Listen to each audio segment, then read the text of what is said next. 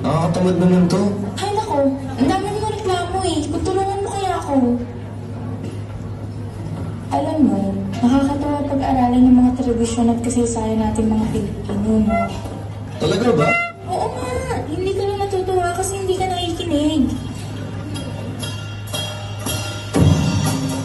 Teka, parang narinig ko na yung tunog na yun. At saan mo naman narinig yun?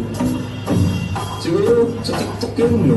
Hindi, parang ano, Hamaka Festival.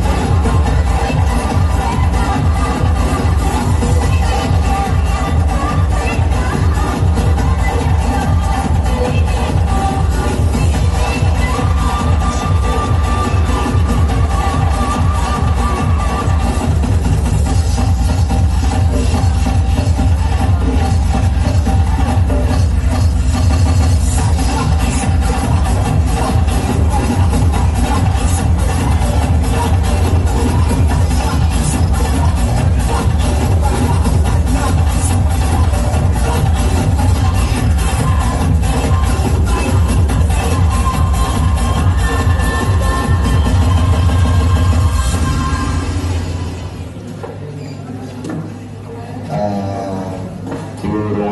Nakakama nga din yun. Ay nako, hindi ka man lang nagandahan. Ikaw ba, may nahanap ka na bang piyesa sa Visayas? Ito. Lagi ko ito nakikita sa TikTok. Diyan ka magaling sa TikTok. Patingin nga ako.